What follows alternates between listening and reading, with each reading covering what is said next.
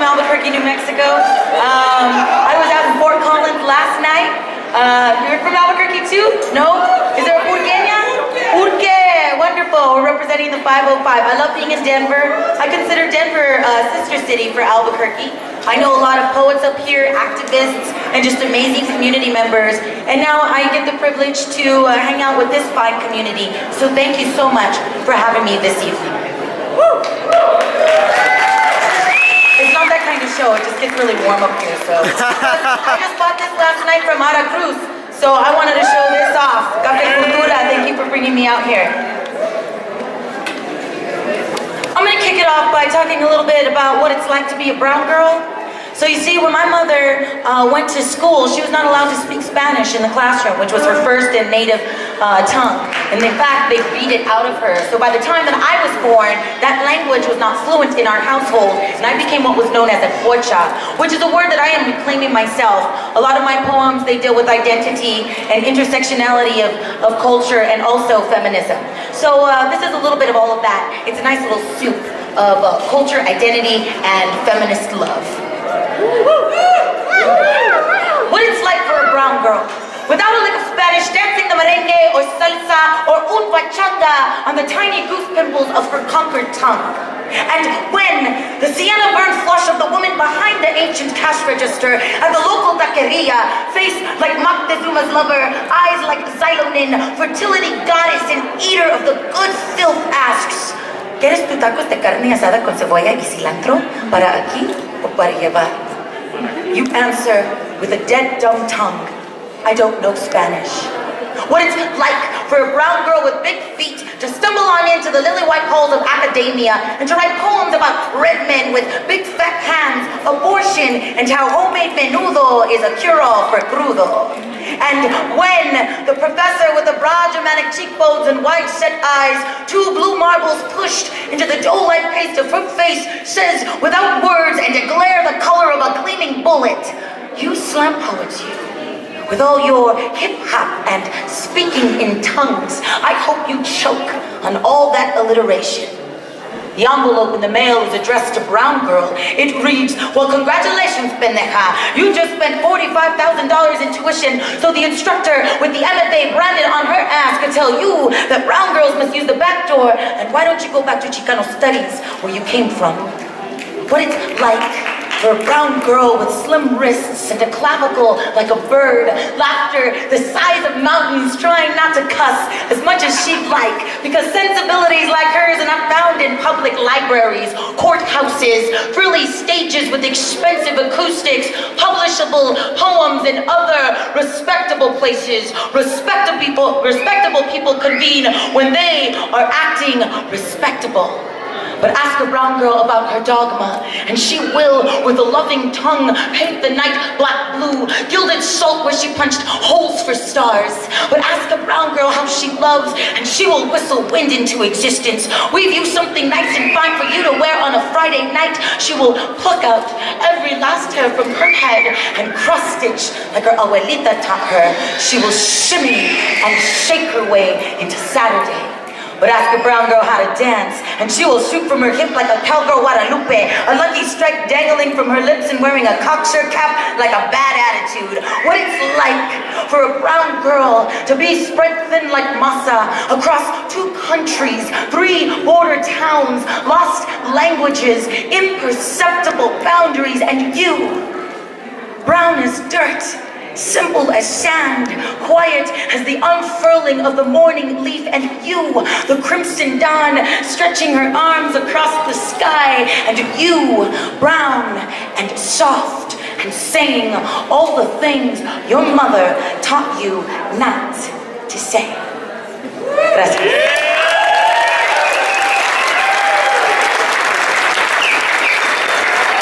Thank you. Like weird things, and I will hit cymbals and stuff, so I have to always watch around my area. So hopefully I don't fall off this stage. But that's all right, my best friend, Mariah Bottomley's right here, and she can help me off the floor. Again, thank you so much. This morning, I had the privilege of attending a local school and facilitating some workshops back to back, and it was really amazing to be in that community as well. And though she's not here right now, Lulu, who works with Cafe Cultura, was a fine inspiration of a young lady. She is a sophomore there at the school that I attended, and I don't remember the last time I've seen such a mature and confident individual navigating the halls of freshman high school. It was really amazing to see. So I have a gift for her. She's not here this evening. She's a working artist, so she's somewhere else with another group of poetas. But I will gift her Phenomenal Woman by Maya Angelou. I have a copy for her. So that's not the poem I'm going to do next. This is a different poem.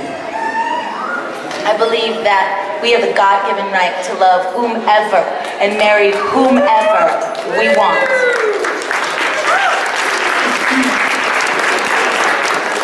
It was at 6:15 a.m. when the hospital still slept, save for the squeaking shoes of the white-cloaked nurses, the chalk-white mistresses of those halls.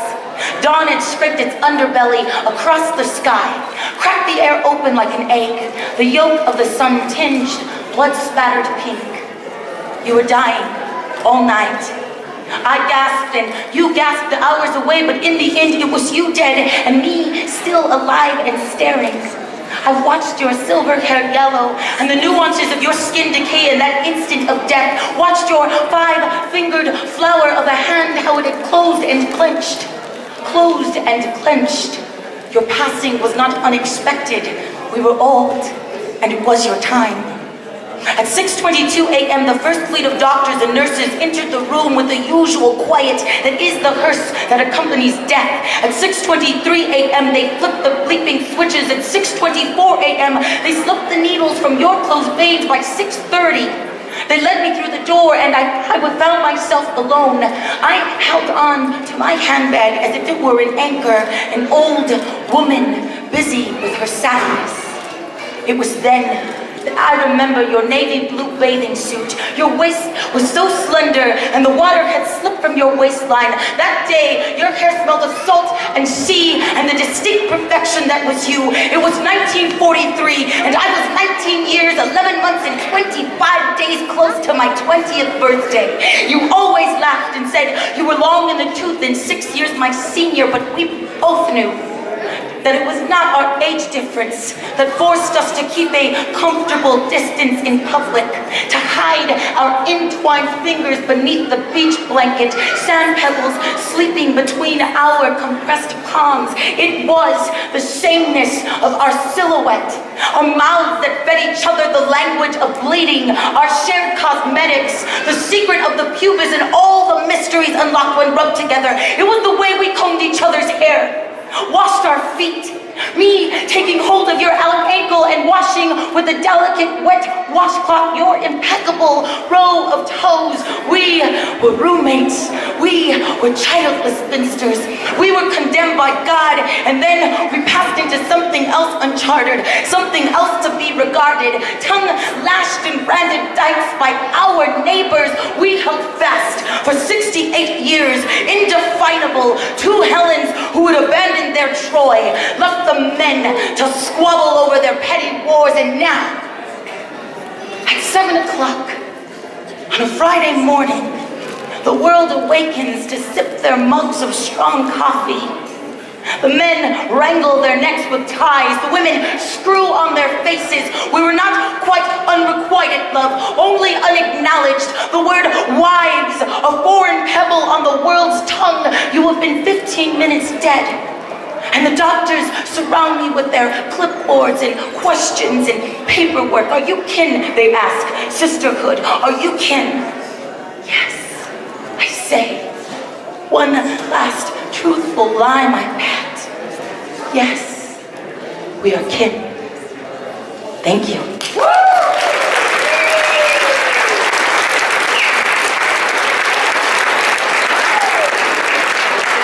You know, my voice is usually a little raspy bird, but it's extra raspy today, so if I crack in and out, you know, like I'm going through puberty, please forgive me. It just kind of happened. I'm gonna do a couple more. There's gonna be some amazing things coming up to this stage. I had the distinct honor to share a stage yesterday with Radmilla Cody. And my life has been forever changed by it. So she's gonna come up here soon, her and her gentleman company, and just be amazing. So I'm gonna get out of her way very shortly. Here's another piece, and well, okay, I changed my mind. I'm gonna do a piece about paletas. Who likes paletas? Raise your hand if you like paletas. What's your favorite flavor over there, sir? Strawberry. Strawberry. Mine is limon. Who else likes paletas? Do you like paletas? What's your favorite flavor? All of them? Yes, all of them. Bubblegum. Okay. This poem is about paletas and schoolyard crushes and recess. I love recess. We need more recesses in our life. All right, here it goes. For the young feminist at the playground. His mother gifted him the name Robert, meaning bright flame and keeper of fire. We just called him Bubba. Eloquence certainly not the average sixth grader's finest trait. A skinny boy like a live wire and skin the color of 10 melted caramels atop a warm television set. He owned a head full of ink black curls, kinky and coiled, as tight as the tiny fingers I once saw etched into a Japanese woodblock print, the great wave of Kanagawa. He liked me, sure enough. Called me his woman. My sixth grade hips, but only a slight jump rope tremor beneath my yellow picture day dress. It was the season for distractions. Trapezoids and hypotenuse angles like knees bent, an upside down photo face from the monkey bars, all toothy smile and desert dried hair. The air tinkled with the silver bells from the paleta truck that circled round and round our playground like an eager shark. Paletas, paletas. Bubba asked me to meet him during second recess behind the kissing tree. He waited with his entourage of kickballers and sixth grade romantics. It was the most historic kiss that never was. The cottonwood was afloat that day. Seed like muted firefly or snow or furry white oaks that coasted and caught the breeze to tickle my nose. I was perfecting the cherry bomb from the top rung of the jungle gym, twirling round and round the clouds, miles above earth, and then leaping like fireball into the air, queen of my own queendom for those last precious 14 minutes and 42 seconds, 41 seconds, 40 seconds of second recess. I was not the kisser of boys. Nobody's hipless woman. No make-believe wife playing house behind the kissing tree. Kissy, kissy, McKisser face. In front of a squealing, prepubescent congregation, the scent of stale lunch milk rolling in hot waves from their collective breath. Instead, I was song in motion, a leopard print trapeze artist, all glitter and glow, the most marvelous, magnanimous lady gymnast there ever lived. I was Barbette the Enigma, El Nino Ferrini and the Flying Zadoras, Lily Letzel of the Laramie Ladies, wings taped to my back, clad in off-the-rack, knockoff, high-top, discount Converse. I was the undisputed star, prima donna of the triple somersault. Thank you very much, Your Majesty. I was cherry bomb, spider monkey dash, kick, flip, forward, flop, scratch, mark, dismount, but most triumphantly and gloriously of all, I was free. I was free. I was free. Thank you.